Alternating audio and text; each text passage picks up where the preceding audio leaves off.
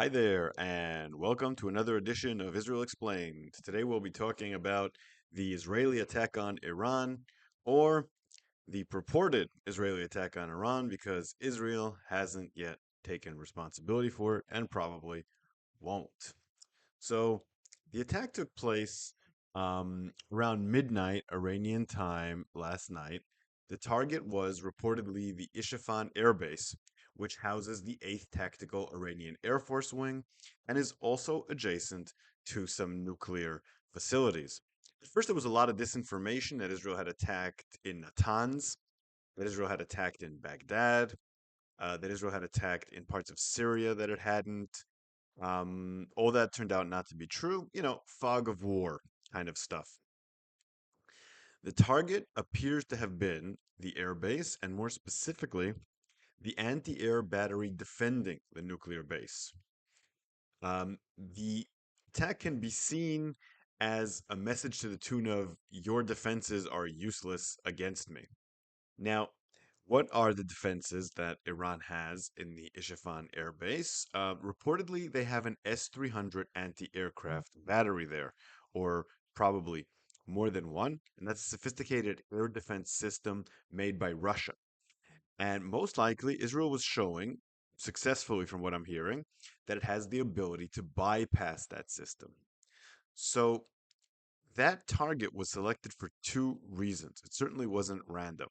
One, it was used for a large portion of the massive attack on Israel that saw between 300 and 500 missiles and drones launched at it. Two, it houses crucial nuclear facilities. So Israel wanted to show that it's responding to the attack on it, that it will not be silent, and that next time it may attack the nuclear facilities and has the ability to do that. Now, the Iranian government has been downplaying the attack since it happened. It's been kind of hilarious. I've been watching a lot of Iranian TV, highly recommended, by the way. And they've been showing a lot of pictures of Itfahan with birds chirping and nice, peaceful day. By the way, they started showing that uh, during the night, but the pictures they showed were of daylight. So they clearly weren't concurrent with the events, which made it all the more hilarious.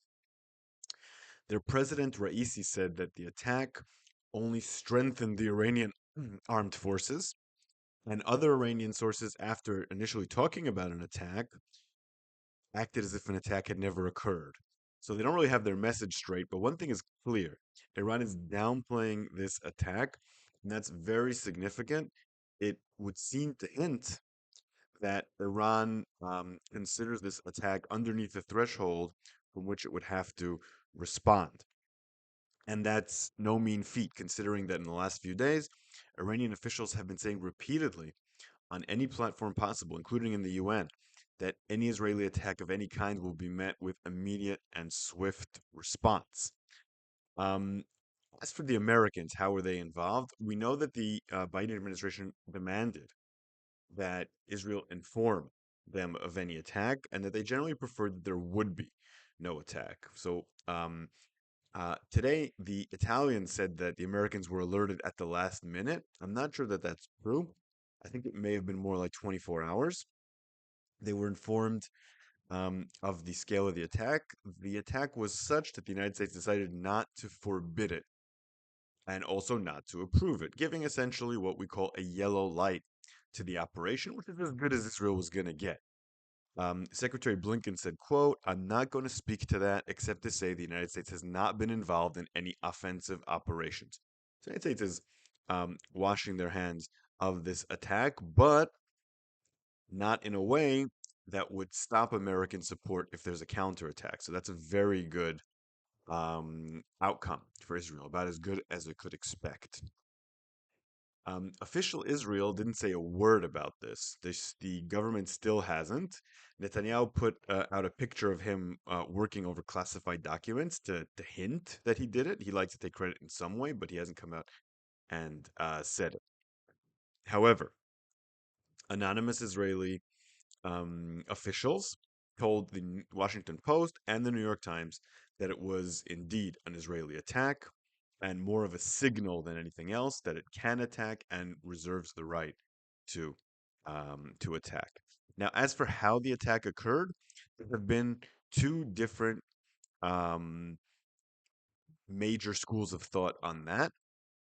The first is that it came from Kurdish Iran, using Mossad assets in the area. The Mossad has been working there for decades and may have decided to flex that muscle now. According to another report, the attacks were conducted by three F-35s, which did not cross over into Iranian aerospace. Debris from Israeli bombs was found in Iraq, perhaps showing that this is what happened. The Wall Street Journal elaborated on this. Quote, open source researchers said the debris looked similar to Israeli made air to surface missiles that are fired from fighter jets and made up of a rocket propulsion system and warhead. The system could have landed in Iraq while its warhead traveled on to Isfahan. Weapons experts said Israel's missiles can also hold an inert warhead, according to a brochure of an Israeli weapons manufacturer, that wouldn't explode on a target, but it would demonstrate an ability to hit it.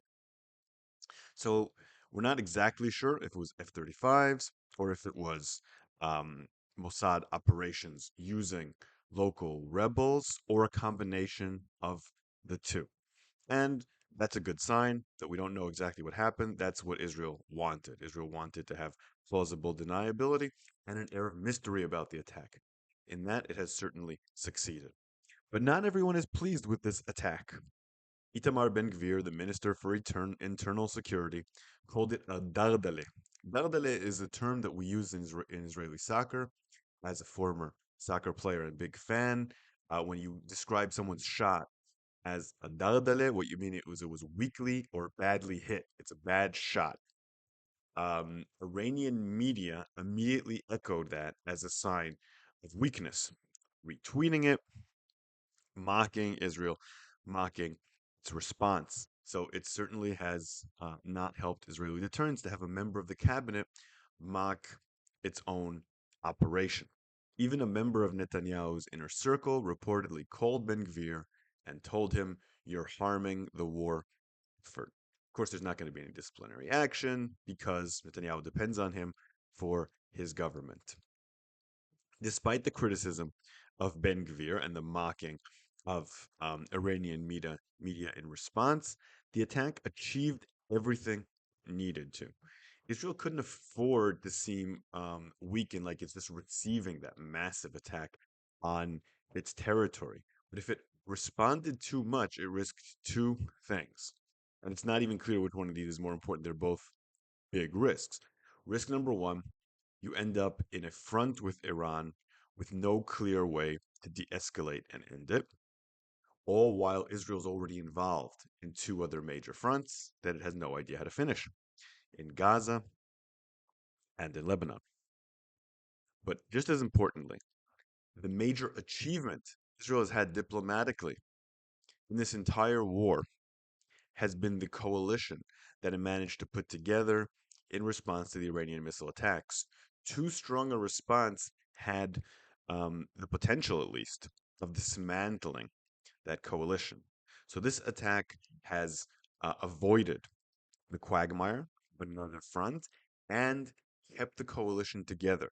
No one in the coalition said anything to even rebuke Israel for its response. It seems that the restraint, if anything, has strengthened the coalition. Even the G7 came out against Iran today and did not come out against the Israeli response. So diplomatically, this has been a massive success. If successful, and by successful I mean strike that everyone's aware of that is a response, but also one that ends the escalation, this might be a whole new type of strike. My friend Jonathan Tuval, who runs the Mitvim think tank in Tel Aviv, wrote, this is a de-escalatory strike. Barring any unexpected developments, Israel's strike inside Iran today may well merit the coinage of this new term, end quote. Absolutely. And also follow Jonathan Tuval on Twitter where he wrote this. Now, it's unclear exactly what technology Israel used for this de-escalatory strike. But according to sources in the IDF, it was delivered in such a way as to make it very clear that it's unblockable by the Iranian defenses. Retired General Israel Ziv, who used to be head of IDF operations, said the idea was to show Iran that, quote, we can block your missiles, but you have no chance of blocking our technology, end quote. Meanwhile, Iran has not threatened to respond, and if it continues this way, that would be a big success. Because we need to remember the bigger picture. This isn't a competition of who has the bigger missiles. This isn't a competition of who can strike harder. This is a war, and it's a marathon, not a sprint. Israel has two fronts open, and it hasn't achieved any of its goals on either. Opening a third front would make it less likely to achieve goals in the first two, and the third front, the Iranian one, would be the most difficult one to achieve any goals on. The argument I hear from people who say that Israel should escalate with Iran is that Israel should go after the head of the snake, and Iran is the head of the snake. I have to say, technically, the head of the snake is probably the Kremlin. But the point is taken. Iran is behind all the proxy attacks on Israel, and Israel needs to deal with that. The problem is, Israel can't deal with Iran on its own. It doesn't have the power projection capabilities. It doesn't have a contiguous border with Iran, and it's already surrounded by Iranian proxies keeping it busy. If Israel wants to take on Iran, it needs a strong coalition. That coalition exists. What Israel needs to do right now in order to defeat Iran in the long term is maintain that coalition, not tear that coalition apart. In the long term, the goal needs to be to prevent Iran from getting nuclear weapons and even to replace the regime in Tehran. That's not going to happen through unilateral Israeli strikes. That's going to happen through a large coalition that Israel has already begun to build thanks to its alliance with the United States. The nightmare scenario is Israel fighting Iran alone, especially when it has nuclear weapons. Israel has avoided that for now. If you look at the tally between the strikes, Israel killing a bunch of Iranian generals and building a coalition versus Iran shooting a bunch of missiles that have been shot down, Israel is definitely good. And Israel should keep it that way. Now, there are still things that are unclear. Iran responded to an Israeli strike in Syria for the first time with an attack from its territory. Does that mean that there are new rules of engagement? Is Iran going to continue to strike Iran from its territory? And under what conditions? Was this because Israel killed generals or because it hit a consulate? Is the red line Israel hitting diplomatic buildings or not? It'll take a while before the new rules of the game are clear. This strike and return of the strike doesn't mean that the rules of the game return to what they were before. Far from it. So Israel needs to figure out what the new red lines are and work within those parameters, at least until it can finish the war in Gaza and Lebanon, and then begin its long, painful campaign, hopefully with the support of its allies, against Iran. Okay, so we have a bunch of questions from you guys. Great questions as always. Thank you so much. Pratchett Guyman, who always has great ones, asks, do you think the fact that the international community seems a lot more supportive of Israel fending off Iran than it was of Israel fighting in Gaza might cause Israel to ramp up the rhetoric about Hamas and Hezbollah being Iranian proxies? Do Sinwar and Nasrallah represent Tehran more than they represent Gaza or Lebanon? And would people buy that? Okay, that's a very interesting question. I would say, first of all, that um, it's not so much a question of image or a question of rhetoric. Hezbollah and Hamas do represent Iranian interests to a very great extent. It's not that they don't have local support, but ultimately they get their marching orders from Tehran. And more than that, the governments of friendly nations to Israel know that and know that well. Israel doesn't need to convince them of that. There's a reason that all these countries supported Israel when Iran launched weapons at them. They support Israel because it's an enemy of Iran and because it's useful in the fight against Iran. The reason the war in Gaza hasn't been popular is because of all the civilian casualties, obviously, but also because Israel hasn't shown that it has a plan to finish Hamas off, and Israel has rebuffed offers from the coalition that stood up to Iran to create a day after plan to craft a government that would be anti-Iranian. So a lot of their discomfort with the Israeli war in Gaza isn't about the goals of the war in Gaza per se, as much as a distrust for the way Israel is fighting it, and understandably so. Israel is fighting the war there very badly. So I think that rhetoric doesn't even need to work. It already works. Israel just needs to lean into that and work with the coalition against Iran.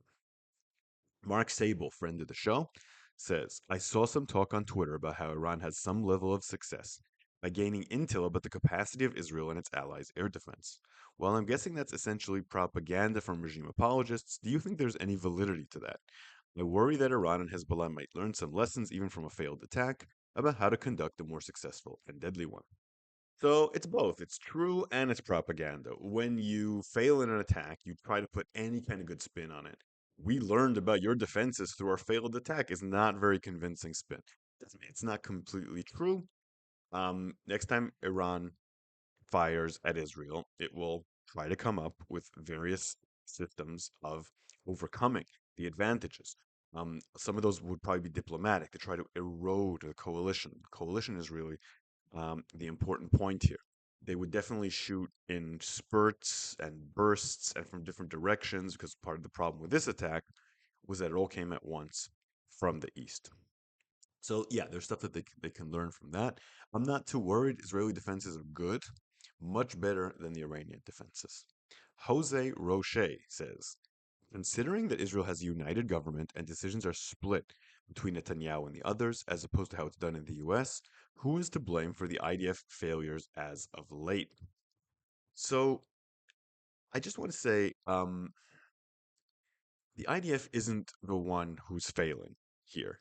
The IDF had a lot of failures on October 7th, by the way. No question about that. They share a major um, part of the responsibility for October 7th. But in the war since, I think the IDF has done very well. There's problems with discipline, but it's fought very well. And this attack in Iran and the way that it rebuffed the attack from Iran are more evidence of that. The problem is the government.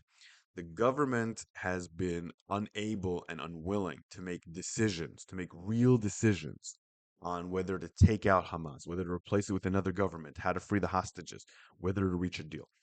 It just hasn't been willing to make any decisions. And that's the problem.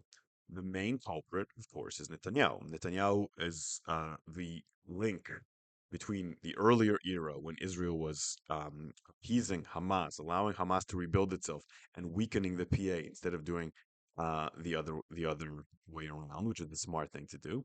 Netanyahu hasn't been able to make the decisions here. The entire cabinet has its problems with indecisiveness, but it's Netanyahu has to take the ultimate decisions, and who owns all this.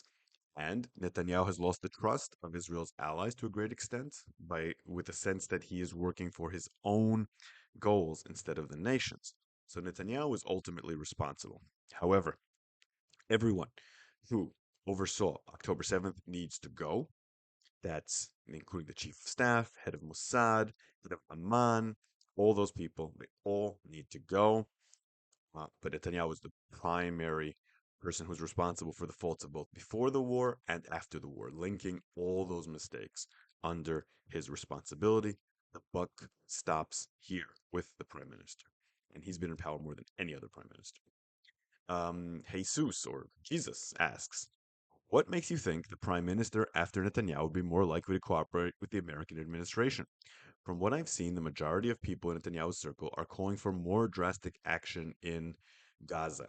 So the metric for getting along with the United States isn't necessarily how much of a hawk you are, although it's related. The United States likes doves more than hawks. It has to do with sensitivity to international concerns. And the United States has felt and has a good rapport with many of the people who might replace Netanyahu. Gallant, Israel, and the United States have a lot of their conversations through Gallant and Lloyd Austin channels. Yair Lapid has a good rapport with the Biden administration, and Gantz, actually, the Americans don't get along with him particularly well, but would prefer to have him to Netanyahu because he takes diplomatic concerns into account far more than Netanyahu does. Netanyahu has earned a reputation, justifiably so, for looking primarily at domestic concerns and almost ignoring foreign concerns for various reasons that have to do with his political career. I won't go into it, but his experience has been that the domestic issue is more important for staying alive than the diplomatic one, and he acts accordingly. The US feels, and I think they're correct, that any of the major candidates to replace him would be more willing to work with the United States, not necessarily with Biden, it would be the same with Trump, with the United States in order to achieve strategic goals. Obviously, if someone like Ben-Gvir or Smotrich, God forbid, were to take over and become prime minister, they would be even worse in regard. That's unlikely according to the polls. Okay, so thank you for joining me. If you like what I do here, consider supporting me on Patreon at Shael Media. Listen to my history podcast, History of the Land of Israel podcast. Things keep happening at a fast pace, so I'm sure I will see you here again very soon.